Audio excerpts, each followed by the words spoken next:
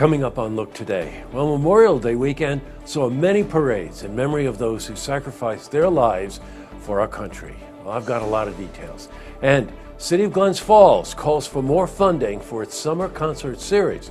More on that coming up. And Congresswoman Elise Stefanik co-sponsors legislation for college grants. It's all ahead on Look Today.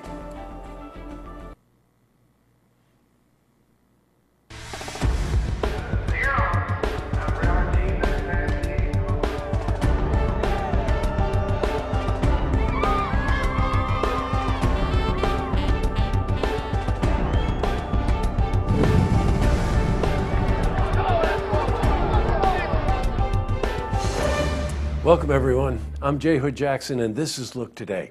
Tonight's program I sit down with Kevin Coffey. He's the Regional Chief Development Officer for the American Red Cross. He's here to talk about their up-and-coming Fire and Ice Gala. And I also sit down with Todd Eicher and Virginia Freddo. They're here to talk about the upcoming Tour de Cure event in Saratoga Springs, which is happening on June 5th. Plus, we've got your weather for the Tri-North counties. But first, we've got these headline stories. Well, in our lead story, many parades and commemorations took place all around the upstate region for the Memorial Day weekend. Many celebrated the lives and memories of all those who sacrificed their lives for our country. Well, Lake George and Warrensburg were two locations in the area that displayed impressive parades. Now, the area is rich in military history, where decisive battles of the French and Indian Revolutionary War were fought. Memorial Day was officially celebrated for the first time in 1868, when flowers were placed at the graves of Union and Confederate soldiers. The practice of decorating soldiers' graves is an ancient custom. May 30th, by the way, was chosen as the official date. You want to know why? Because this day is considered to be the optimal time of the year for flowers to be in bloom. In other news, Memorial Day, 4 unknown soldiers of the Battle of Lake George were commemorated. Reenactors dressed up as British colonialists and Native Americans at the Lake George battlefield. Now, we were at the battlefield and spoke to Lynn Homan about the soldiers. So what we're here is honoring these 4 men who died during that battle, so they're not forgotten. On the eve of the French and Indian War, American colonialists were ambushed by French forces in the Lake George area, and they successfully fended them off. Now, this was a key indication that Americans could successfully fight against trained European troops. Now, this victory would be the precursor to the American Revolution and the eventual emancipation of the United States from Great Britain. Well, we also spoke to Lynn about this significant event.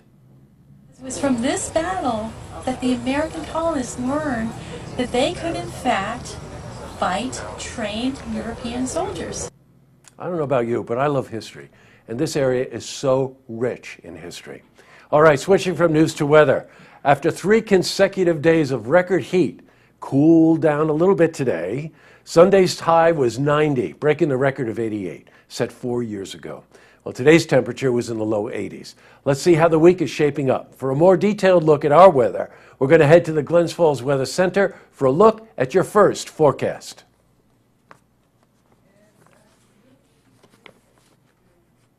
And back to the news.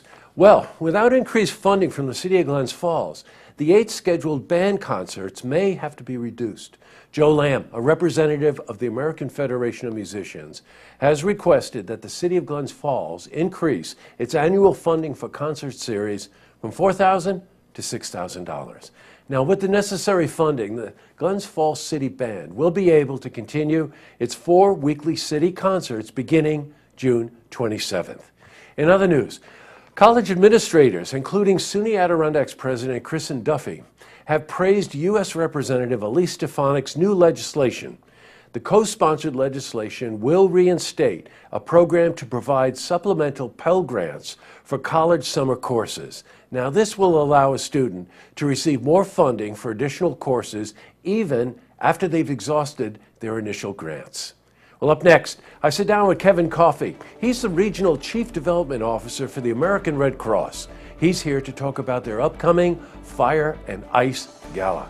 Plus, I also sit down with Todd Eicher and Virginia Freddo.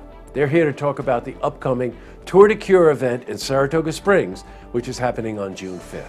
But first, if you see news happening, you want to share a story idea, How about join us for an interview? Give us a call on the hotline. The number is 798-8000.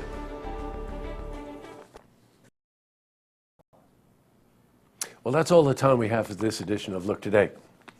Well, tonight's Lookout is pretty much an extension of what I was talking about on Friday. And Memorial Day honors those who have served our country. I've got a house up in Hague, and Hague has a very interesting war memorial. This tiny little hamlet in upstate New York has been sending men and women to fight for this country since the Revolutionary War. And all their names are listed there, and you can trace the genealogy of all the families. It's really something. And in the Hague tradition, they had a barbecue and they had a parade.